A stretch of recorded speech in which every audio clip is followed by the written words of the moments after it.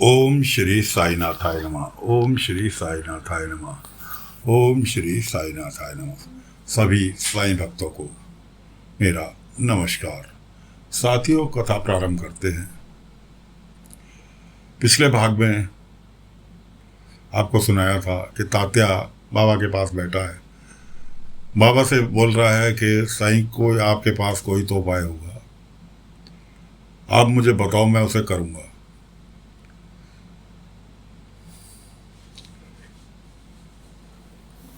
बाबा ने कहा उपाय है और करना भी तुम्हें ही है, लेकिन उसके लिए सबसे पहले तुम्हें अपने क्रोध को शांत करना होगा।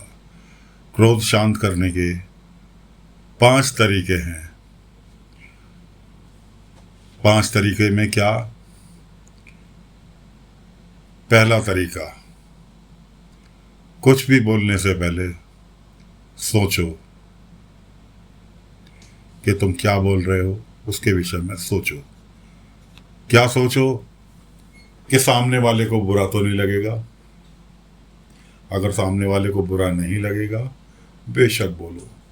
सामने वाले को बुरा लगेगा तो तुम्हारा उसका क्रोध भड़केगा, उसके बाद तुम्हारा भड़केगा। इसलिए कुछ भी बोलने से पहले सोचो। दूसरा उपाय, अपने पक्ष को तुम्हें जो कहना है शांत भाव से कहो, गुस्से में मत कहो। तीसरा, गुस्सा आने पर, बहुत जोर गुस्सा आ रहा है,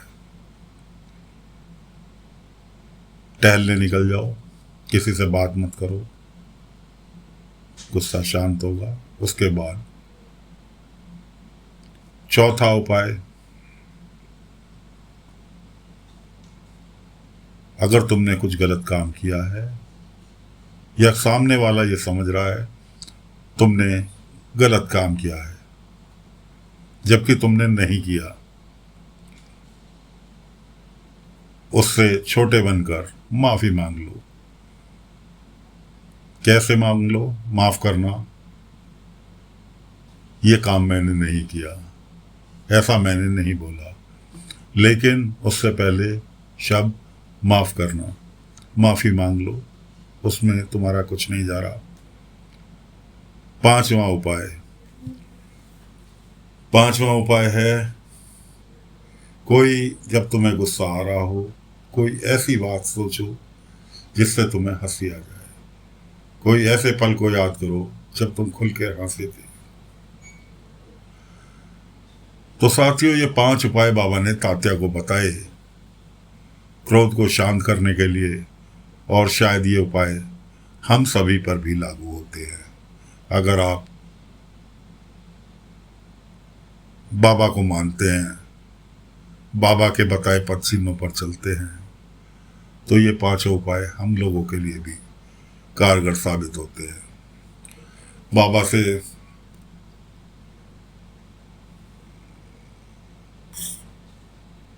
समझने के बाद, बाबा ने समझाया, समझने के बाद तात्या सबसे पहले जाता कहाँ है? मालसापति जी के पास। मालसापति जी खंडोबा मंदिर से जा रहे होते हैं, उसने उनको रोक लिया।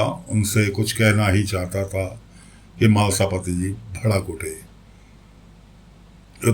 दूर से उसके पिता पाटिल जी भी आ रहे थे।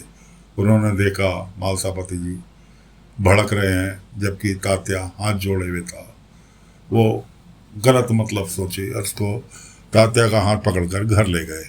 कि ये उस नीच के पास माफ़ी मांग रहा था, मेरे दुश्मन से माफ़ी मांग रहा था, हाथ जोड़कर चारों तरफ घूम रहा था उसके। तात्या कुछ बोले, उन्होंने उसे बोलने ही नहीं दिया। त्याहर के तात्या ने कहा मुझे कुछ बोलने दोगे, लेकिन नहीं, किसी ने नहीं सुनी। उसके बाद बाबा ने फिर एहसास दिलाया तात्या को, क्योंकि बाबा तो हर किसी को एहसास दिला देते हैं कि बाबा हैं, आसपास ही हैं। एक बार हम लोग जंगल से गुजर रहे थे, बहुत जोर आंधी, बहुत जोर आंधी तूफान चल रहा था, जंगली रास्ते में पेड़ भी गिर रहे थे।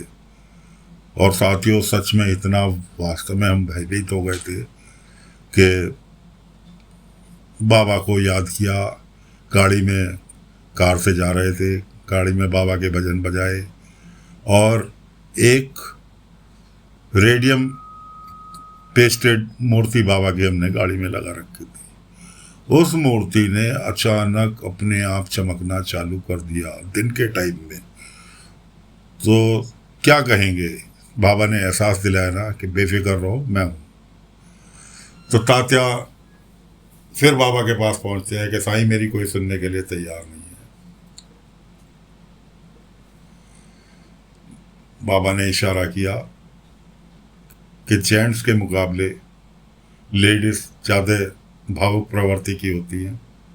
बाबा ने इशारा किया, वो खंडोबा मंदिर पर पहुंचा, देखा तो वहाँ सापति जी की पत्नी मिल गई। उसने कहा, काकी मैं बचपन में भी तो शैतानी करके माफ़ी मांगता था, क्या आप मुझे माफ़ नहीं करेंगी?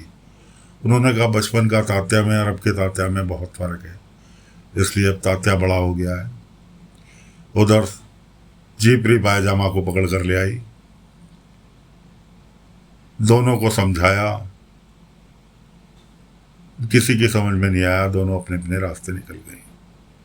फिर बाबा के पास तात्या गया कि साईं कुछ हल नहीं निकला। फिर बाबा ने इशारा किया कि अभी सवाल दोनों को मिलाने का नहीं है, पाटिल जी को और मालसापति को मिलाने का नहीं है। सवाल है गांव वालों को कैसे बचाया जाए एक अंधविश्वास से।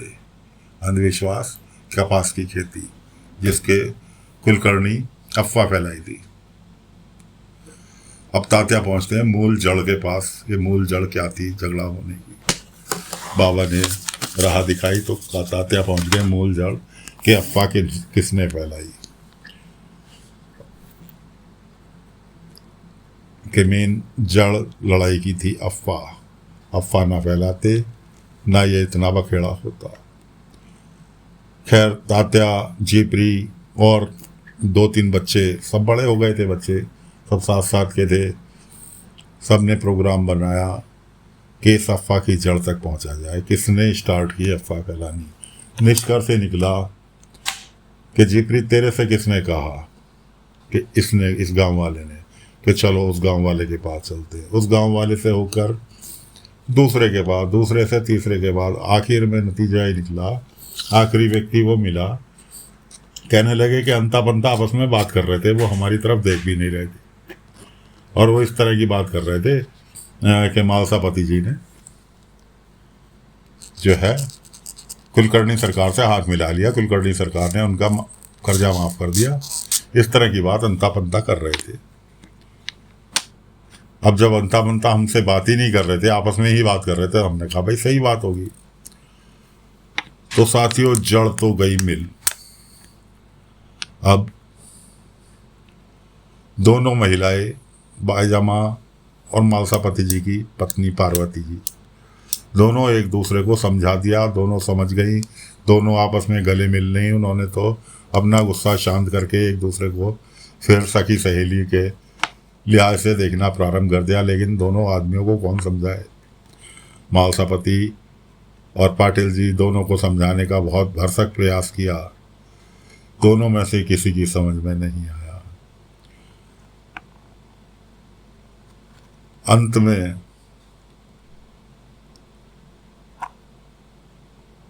तात्या ने कहा कि तुम दोनों ही रुको, तुम्हें दोनों को आज मेरी बात सुननी पड़ेगी। कि तुम एक दूसरे से खफा इसलिए हो क्योंकि अफवाह उड़ाई गई। वो अफवाह किसने उड़ाई? कि मालसापति काका को के बारे में ऐसे ऐसे कहा। किसने कहा? कुछ अंदाजा है? यह खुद कुलकर्णी सरकार की उड़ाई हुई अफवाह थी। अंता पंता बात कर रहे थे। किसके इशारे पे बात कर रहे थे? कुलकर्णी के इशारे पे बात कर रहे थे। तो दोस्तों कथा को फिलहाल विराम दे रहे हैं। मालसापति और पाटिल जी की दोस्ती का क्या हुआ कि तात्या समझा ही रहा था, बता ही रहा था दोनों को, इतने में बाबा दीमा पहुंच जाते हैं। अब बाबा पहुंच गए तो किसी की क्या मजाल कि वो अपनी मन की कुछ कर ले या अपनी बुद्धि का गलत इस्तेमाल कर ले। अगले अंक में फिर आगे की कथा लेकर हाजिर होंगे। आज्ञा दीजिए। ओम साई राम, ओम साई राम, ओम साई।